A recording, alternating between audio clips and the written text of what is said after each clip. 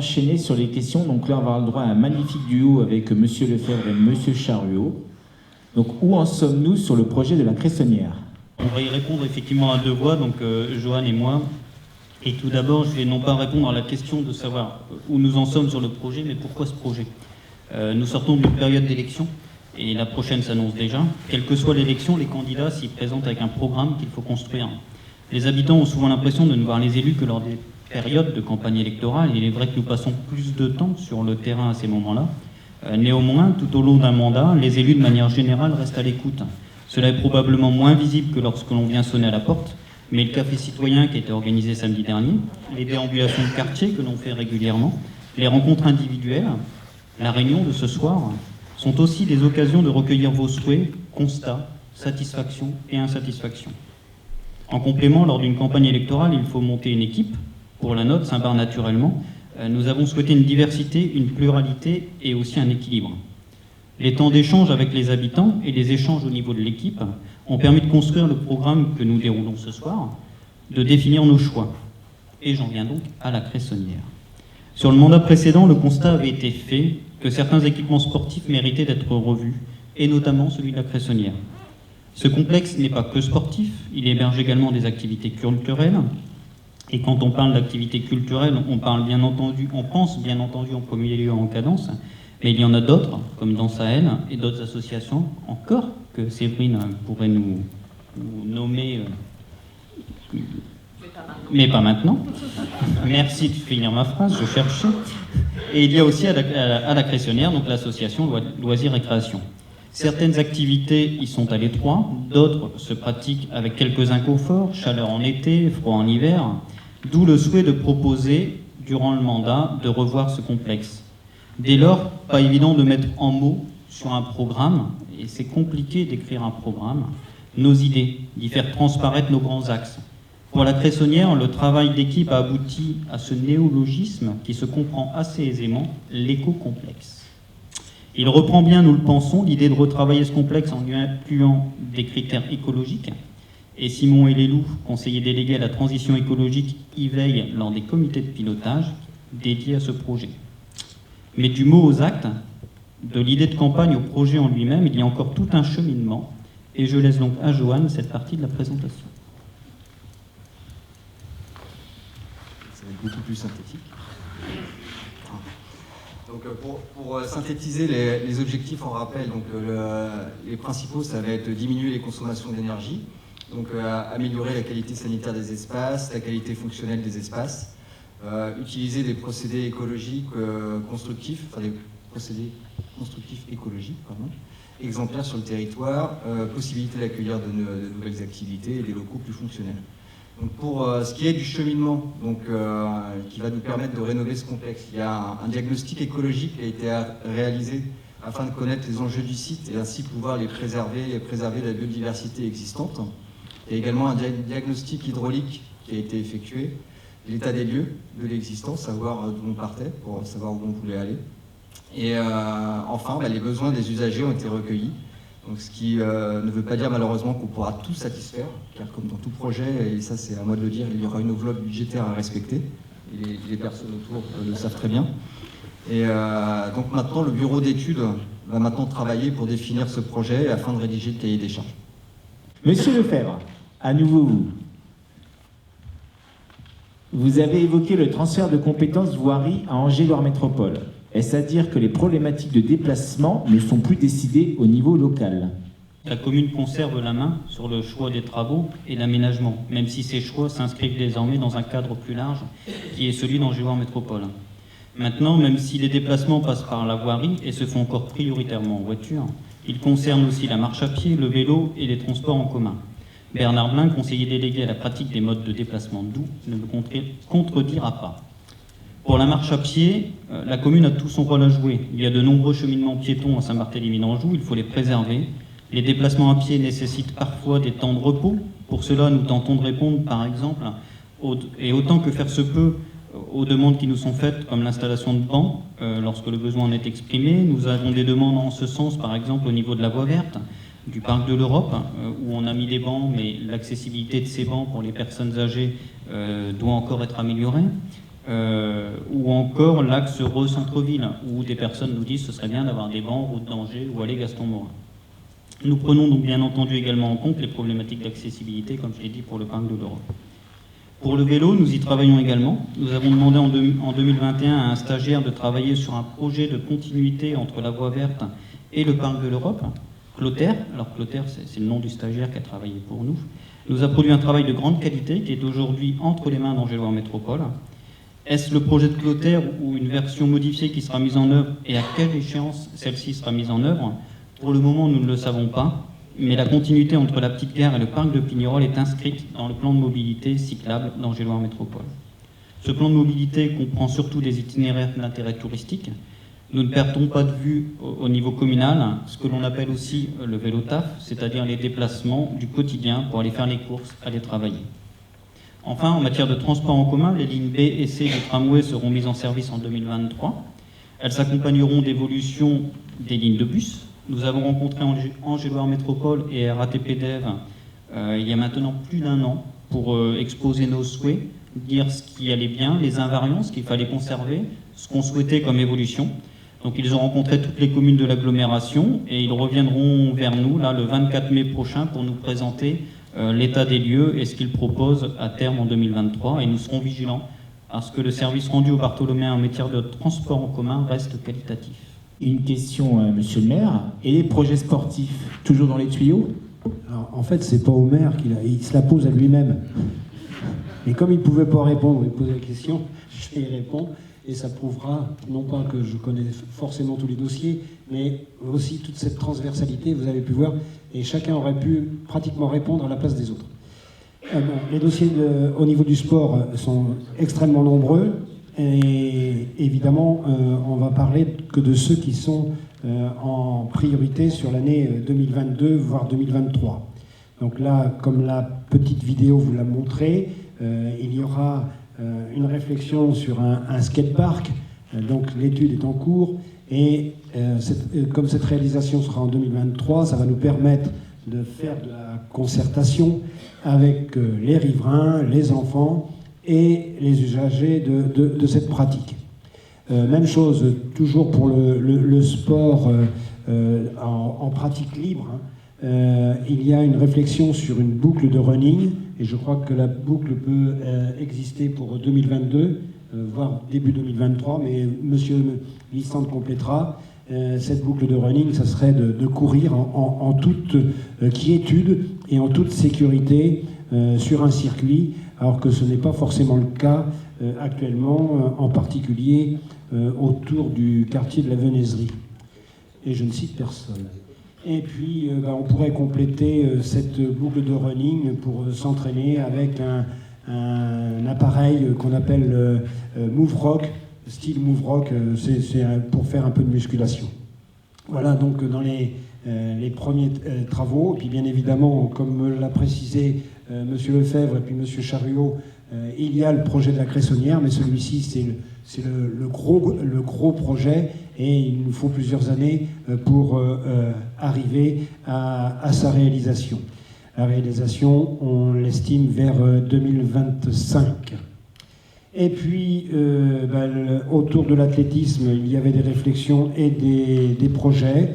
On ne les oublie pas, je les rassure, on essaiera de faire quelque chose. Pour l'instant, c'est en stand-by, mais on y réfléchit. Et puis, tous ces projets sont portés évidemment par une vision commune avec le monde sportif, les élus, mais aussi l'OBS qui reste dans la boucle. Et l'OBS, il y a de fortes chances qu'elle revienne en centre-ville dès l'année 2022. Tout cela avec une stratégie et un projet, puisqu'il y a un projet sportif qui est en écriture et qui sera public dès le mois de juin. Voilà. Et puis, je pense que tu pourrais compléter, Daniel, parce que c'est ta délégation que tu as pris à bras-le-corps. Non, tout a été dit. Donc, je vais juste rassurer quand même pour l'athlétisme. C'est un stand-by, c'est pas un stand-by, ça a été positionné plutôt en fin de mandat. Voilà, qu'on n'ait pas l'impression que le stand-by ne soit pas une réalisation à la fin. Sinon, pour le reste, c'était parfait, monsieur le maire. Je ne sais plus où j'en suis. Madame Rimbaud, oui, voilà, ça doit être là. Nouvelle question. Des nouvelles sur l'habitat senior ? Effectivement, l'habitat senior, c'est quelque chose qui est attendu depuis fort longtemps. Tout à l'heure, M. Tastard parlait donc de la première pierre qui a été posée sur la résidence Coucounage. Et puis, M. Tastard disait également qu'il fallait prendre du temps. Donc, effectivement, par rapport à l'habitat senior, non seulement on prend du temps, mais on prend le temps aussi de concerter les personnes. Donc, il y a eu un groupe qui a été constitué au sein du village Pierre Rabhi de seniors pour réfléchir à l'habitat de demain. Donc, c'était un groupe qui était accompagné par une association qui s'appelle Habitage. Donc là, on a pu recueillir aussi les souhaits. Il y a eu des visites qui ont été faites aussi pour voir les différents types d'habitats qui existent. Aujourd'hui, chaque personne a des souhaits complètement différents.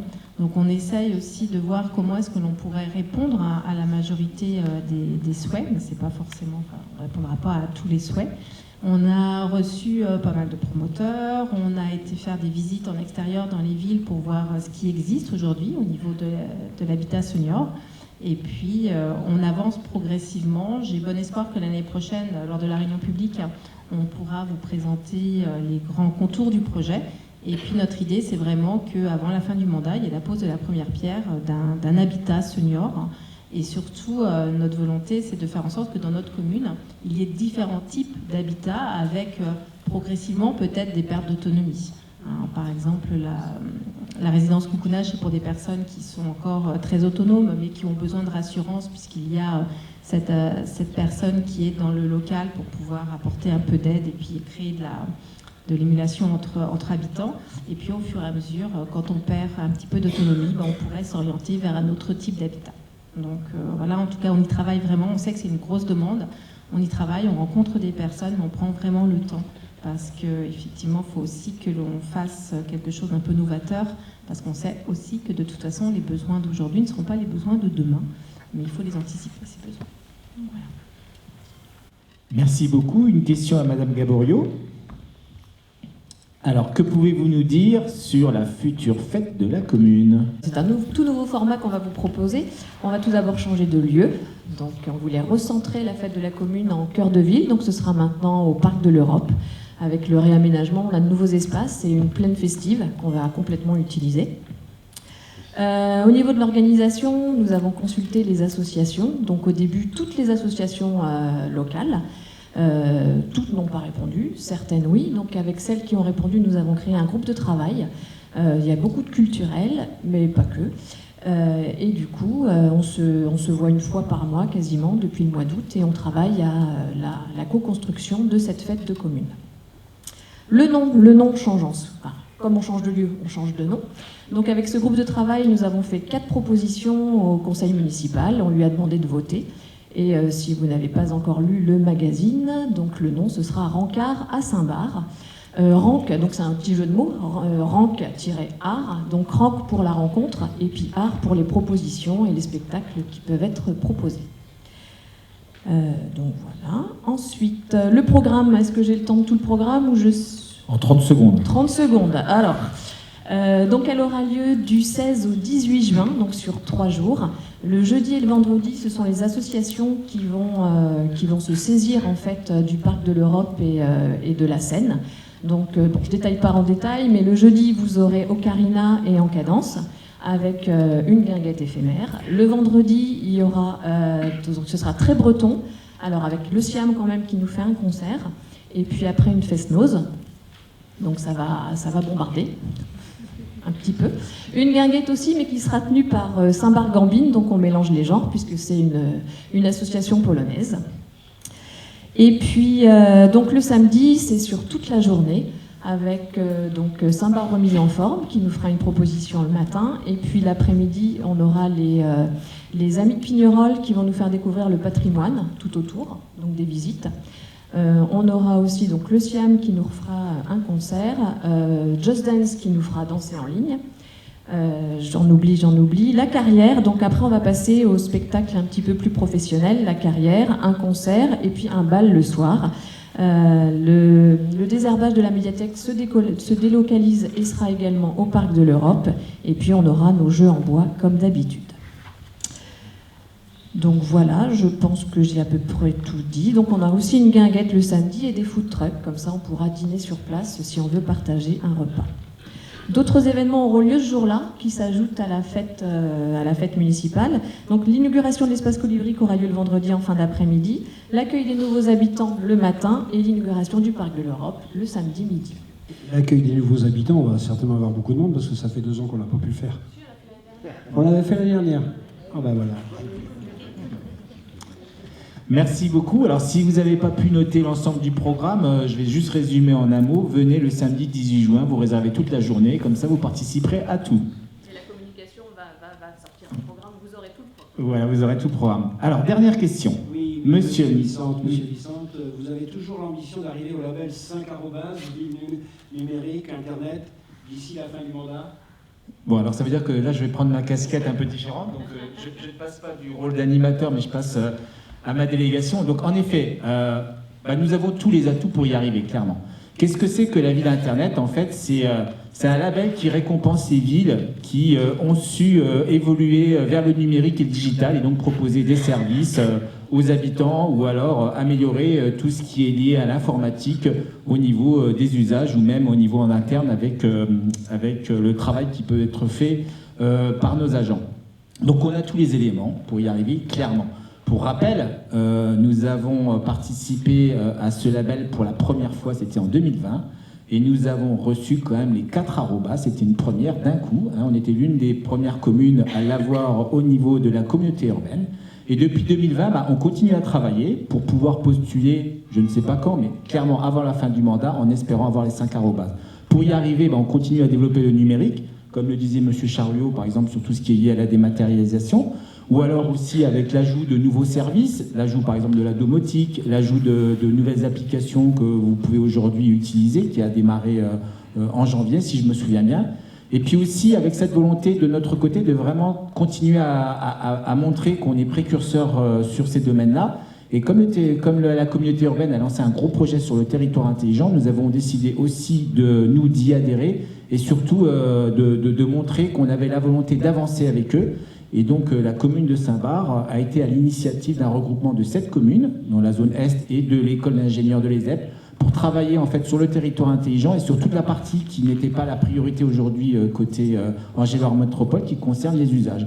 Et donc pour travailler sur cette partie, en fait l'idée ça va être de sensibiliser l'ensemble des habitants à ce qu'est le territoire intelligent, puisque tout le monde aujourd'hui n'a pas forcément une vision, une connaissance de ce qu'est le territoire intelligent. Et lorsque chacun sera sensibilisé à ce que peut apporter le territoire intelligent, nous réfléchirons ensemble à des usages sur lesquels le territoire intelligent pourrait couvrir et voir apporter de nouvelles idées. Donc voilà, beaucoup de choses intéressantes sur la partie numérique et tout ce travail se finalisera forcément avec 5 arrobas. J'ai fini, on a fini, moi j'ai fini aussi mon intervention, je crois que j'étais le plus court de tous, clairement. Donc, on va passer, alors je vous propose juste maintenant de laisser peut-être la conclusion à Monsieur le maire, et puis ensuite on passera à la partie échange. Donc il y aura des micros qui vont circuler, et n'hésitez pas, alors c'est toujours la première question qui est la plus compliquée, mais après vous verrez, en général ça met 2 heures, mais je vous rappelle qu'il y a le pot, comme ça vous permettra d'être très court dans vos questions. Merci. Bien, merci Daniel. Une conclusion assez courte, je ne vais pas faire un discours. Vous avez pu avoir les vidéos et les différents échanges là, qui montrent la diversité des activités qui existent sur notre commune. Et le panel, on a essayé d'aller assez vite et de vous présenter notre commune telle qu'elle est, avec la multiplicité des services existants et que l'on conserve. Ça, c'est aussi quelque chose qui me paraît essentiel en ce moment. Tout ce qui tourne autour de l'éducation, de la culture et de l'enfance en particulier, mais pas que. Vous avez pu voir dans les médias et dans la presse que certaines communes, par rapport aux factures d'énergie qu'ils peuvent avoir, abandonnent certaines activités, en particulier avec la fermeture des piscines. On en est loin de là et on va essayer évidemment de conserver la totalité de nos services. Mais pour l'instant, il n'y a pas de danger majeur. Et ce qui prouve donc le dynamisme de notre commune, puisque M. Tastard l'a précisé, et on n'a pas cherché ce label comme on peut chercher les 5 arrobases, nous sommes la ville où il fait bon vivre dans le département, la première du département dans la strate des 5 000 à 10 000 habitants. Ça, c'est un bureau d'études qui en fait la recherche et qui en fait l'évaluation pour chaque année. Et on est complètement en dehors de la boucle, donc on n'est pas à la recherche de ce genre de label. Mais bon, on peut le signaler au passage. La ville où il fait bon vivre, oui, on nous le dit assez régulièrement. Bon, bien évidemment, il y a encore plein de choses à améliorer. Hein, ce n'est pas parfait. Et en tout cas, vous avez ici une équipe d'agents municipaux, c'est quand même plus de 170 personnes, qui s'occupent de la commune, qui est passée à travers la Covid, qui est restée fidèle aux services publics et qui, la plupart du temps, travaille dans l'ombre. On en met parfois quelques-uns en exergue et à l'honneur quand on parle par exemple de l'éco-pâturage, mais sachez que derrière la machine, derrière un projet politique, eh bien, il y a forcément une équipe d'agents qui travaillent en permanence et avec beaucoup de sérieux et avec beaucoup de professionnalisme. Et ça, je leur remercie parce qu'on a passé quand même des périodes extrêmement difficiles en 2020, 2021 et 2022. Et puis, je remercie, moi, l'équipe des élus. Alors ici, bien évidemment, vous avez l'équipe des adjoints. Et bien sûr, ils vous ont préparé cette soirée avec détail. Et puis, je les en remercie parce qu'on voit à travers eux une solidarité, un dynamisme, une motivation. Et je plaisantais tout à l'heure que je disais que je pouvais partir.